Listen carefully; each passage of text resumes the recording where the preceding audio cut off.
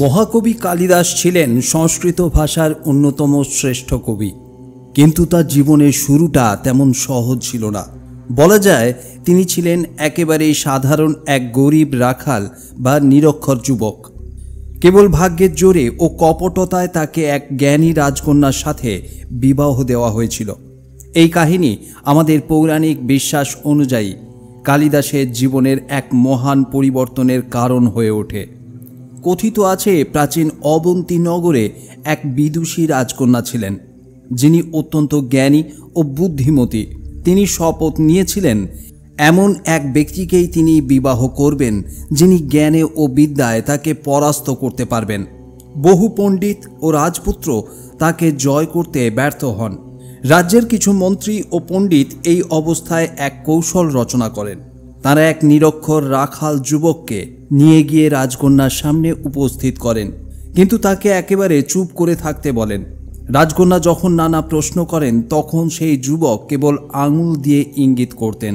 প্রতারিত হয়ে রাজকন্যা এই যুবককে জ্ঞানী মনে করে বিবাহ করেন, কিন্তু বিয়ের পর সত্য প্রকাশ পেলে রাজকন্যা তাকে প্রচণ্ড অপমান করেন এবং বলেন, তুমি নির্বোধ, তুমি এক মূর্খ, জ্ঞান ছাড়া তুমি আমার কোনো যোগ্য নও। এই কথাগুলি কালিদাসের মনে গভীর আঘাত হানে।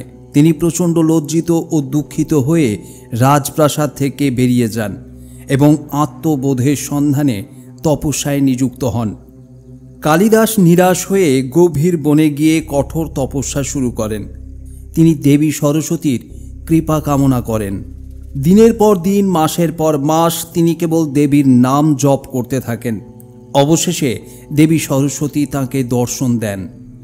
দেবী সরস্বতী তাঁর প্রতি প্রসন্ন হয়ে বলেন, হে কালিদাস, তুমি এতদিন মূর্খ ছিলে, কিন্তু তোমার নিষ্কলুষ ভক্তি আমাকে প্রসন্ন করেছে।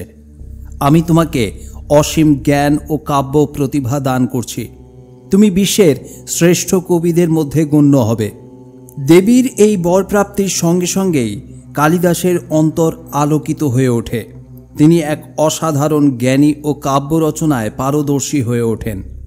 দেবী সরস্বতীর কৃপায় কালিদাস সংস্কৃত ভাষায় অসংখ্য মহাকাব্য ও নাটক রচনা করেন।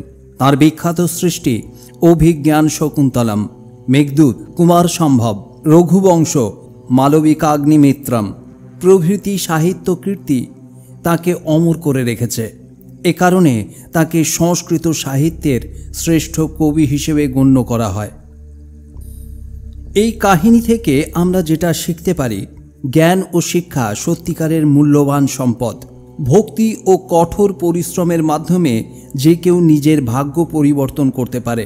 দেবী সরস্বতীর কৃপা লাভ করলে এক মূর্খ মহাজ্ঞানী হয়ে উঠতে পারে। এই কারণেই দেবী সরস্বতীকে বিদ্যা, বুদ্ধি, জ্ঞানের দেবী হিসেবে পুজো করা হয় এবং কালিদাস তাঁর এক পরম ভক্ত হিসেবে চিরস্মরণীয় হয়ে আছেন। দেবী সরস্বতীর কৃপা পাওয়ার জন্য বেশ কয়েকটি মন্ত্র রয়েছে। তার মধ্যে সবচেয়ে শক্তিশালী মন্ত্রটি এখানে 21 বার পাঠ করা হচ্ছে।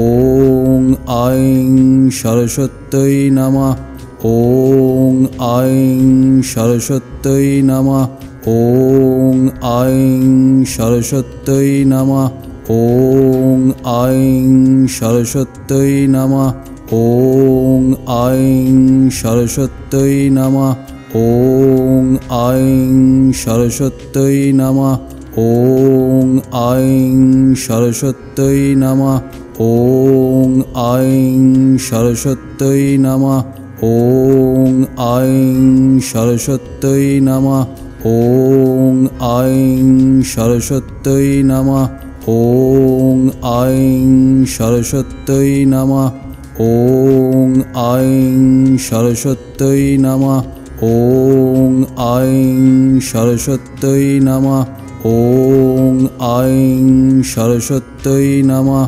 ওং আইং সরস্বত্যৈ নমঃ, ওং আইং সরস্বত্যৈ নমঃ, ওং আইং সরস্বত্যৈ নমঃ, ওং আইং সরস্বত্যৈ নমঃ, ওং আইং সরস্বত্যৈ নমঃ, ওং আইং সরস্বত্যৈ নমঃ। ওং আইং সরস্বত্যৈ নমঃ।